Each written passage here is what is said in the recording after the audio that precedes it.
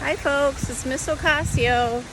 As promised, I'm here to talk more about health today and wellness and the importance of exercise when it comes to your health and well-being.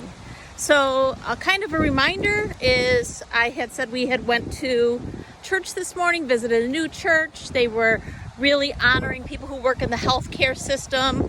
So first thing I want to do is I want to give a shout out to my cousins, Dawn, if you're listening, you know who you are, and Linda. Dawn and Linda, my two cousins that work in healthcare. Appreciate everything you do. Love you with all my heart, and I'm hoping that everyone else sees the value that you bring to their lives. So we talked first about diet. We talked a little bit about sleep. Now we're doing exercise. So what I was going to do is I was going to film a video of me on my way to the YMCA in all my workout clothes, maybe on a treadmill. But as you can see, I'm not. Because like many people, I have a membership to the YMCA, but I'm not using it. I know, right? What's up with these people who have memberships to places that they never go? So more realistically, I walk a lot, okay? So if I made a video of me at the Y, I might have Logan. Logan, if you're watching, you would say, Judge Judy says, young lady, you're lying. You're lying. Sit down, you're lying. Or, Maury Povich might say, the lie detector has determined you were not telling the truth. So I haven't been to the Y in a while, but throughout the summer and part of the fall, I've been doing a lot of nature hikes. And probably more often, I'm doing some type of a walking challenge. I love the virtual Disney challenge, and I do a lot of walking and try to get my steps in and try to meet the miles, and I try to keep it fun and upbeat by doing something that involves the characters or the foods from Disney. So this shirt is the last one I did, which was a 14-mile virtual challenge.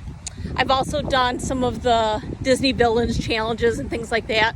And sometimes my daughter Christina, sometimes she kind of joins in with me.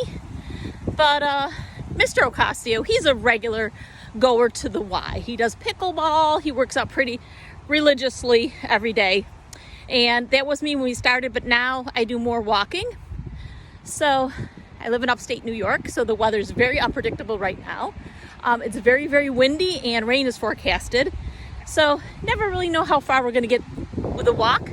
And although I'm calling it a walk right now, if it rains, I might end up running back home, which has happened often. But it's a windy fall day, and so the leaves are rustling all around, but it's still doable for a walk.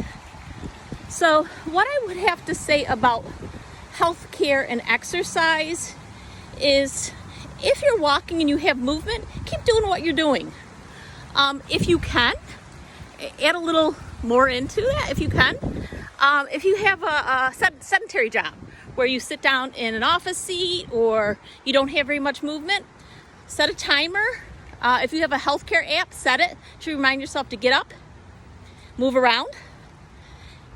We all know that, like, if we've had any type of setbacks in our lives, maybe even trauma, we hold trauma in our bodies. So it's a good thing to be able to get some of the movement and be able to work some of that out. So we want to make sure that if we have stress trapped in our body, that we're having some type of movement. I have participated in yoga. Yoga is good. Stretching, anything like that is good for your health. And what they usually say is, if you're trying to start something new that you haven't done before, you could have some type of a problem with it. But what I'm encouraging is just be more mindful and try to get more exercise and movement while you're going through maybe a career change or you're working on yourself. Because like I mentioned before in my other videos, it can be a stressful time, and a good thing for your health is to have some exercise or movement in to help you with your day. So that's kind of one of the things that I wanted to bring out. And since I have a little bit of time before I get back home, because I've walked an okay distance right now, is I want to talk a little bit about the healthcare field as far as a career goal. Healthcare is pretty much recession proof. People get the jobs and they're always available. Whether you're a doctor or a nurse or you work in dentistry, there's always the need there.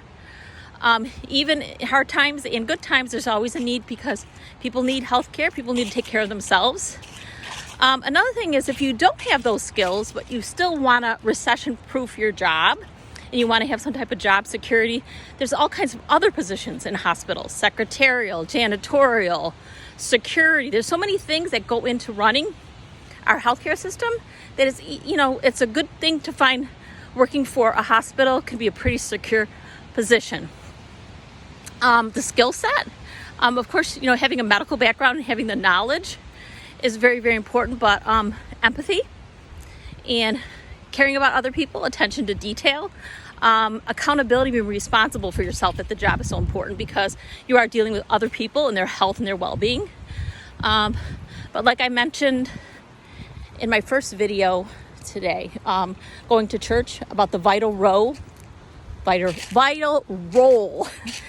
healthcare workers play in our lives from the moment we're born to the end of our lives, that healthcare workers are there. So for right now, I'm going to bid you goodbye, and I hope this has been helpful for you, and have a good rest of your day until we meet again.